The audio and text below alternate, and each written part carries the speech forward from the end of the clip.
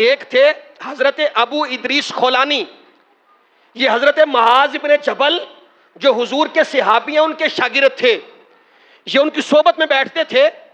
کہتے یار میں کام کرنا چاہتا تھا لیکن مجھے کوئی کام نہیں ملتا تھا، میں جو بھی کام دیکھتا مجھے لگتا کہ اس میں جھوٹ بولنا پڑتا ہے، بددیانتی کرنا پڑتی ہے. کہتے میں بڑا پریشان تھا کہ کوئی ایسا کام کروں جس سے میں رزق حلال کماؤں. کہتے بڑا پریشان، جاتا کام نہ ملتا. ایک دن گھر والے بھی تنگ آ گئے. زوجہ کہنے لگی کہ اے ابو ادریس، اگر تو مال کما کے نہیں لائے گا تو گھر میں کھانا کیسے بنے گا؟ کہتے میں بڑا پریشان، گھر میں فاقہ کشی.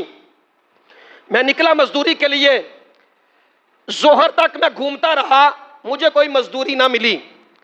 کہتا میں دریائے نہر فرات کے کنارے پہ تھا، میں نے کہا یار اگر مزدوری نہیں ملتی تو میں رب کی مزدوری کر لیتا ہوں. کہتا میں نے کپڑا ریت کے اوپر بچھایا، وضو کیا اور ظہر سے لے کر عصر تک میں نوافل پڑھتا رہا. کہتا میں نے نوافل پڑھے، شام کا وقت قریب آیا، میں نے اسی کپڑے کے اندر تھوڑی سی ریت ڈالی کہ یہ گھر لے کے چلا جاتا ہوں، میرے گھر کی دیواریں چھوٹی ہی ہیں، اگر ایسے گیا تو خاتون خانہ کوئی بات کرے گی، پہلے تو بات گھر میں ہے پھر محلے والوں کو بھی پتا چل جائے گا. تو آپ نے وہ تھوڑی سی ریت لی اور گھر کو چل دیے. کہتا جب میں گھر پہنچا تو میں نے وہ دیکھا کہ میری زوجہ گھر میں سامنے نظر نہیں آ رہی. میں نے وہ جو ریت لی تھی دروازے کے پاس ہی رکھ دی، اور جب اندر گیا تو جا کر میں نے آواز دی کہ کہاں ہو؟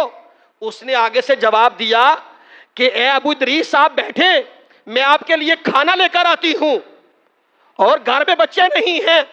فرمانے لگی کہ بچے کھانا کھا کے باہر نکل گئے ہیں. وہ غصے میں آ گئے اور کہنے لگے کہ یہ کھانا کہاں سے آیا؟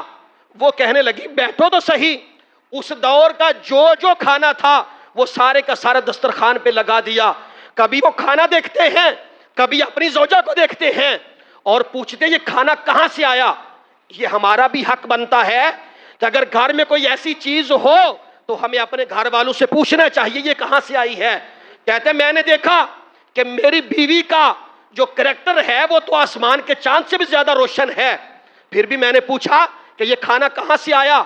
وہ کہنے لگی کہ ابو ادریس مجھے پتا نہیں تو کس کریم کی آج مزدوری کر رہا تھا، جب ظہر کا وقت ہوا تو وہ کریم اتنا لنگر لے کر آیا، اتنا اناج لے کر آیا کہ میرے گھر میں کوئی جگہ ہی نہیں بچی جہاں میں اناج رکھ لوں.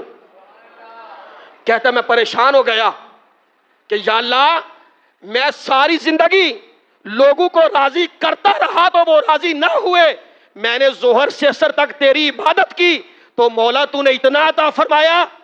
کہتا وہ خاتون کہنے لگی کہ یہ کھانا تو کھا اور میں دیکھتی ہوں کہ تو کیا لے کر آیا ہے. جب وہ اس کپڑے کو دیکھا، اس کی گٹری کو کھولا تو جو حضرت ابو ادریس ریت لے کر آئے تھے، فرمایا وہ ساری کی ساری ریت جو تھی ہیرے اور جواہرات بن گئی تھی.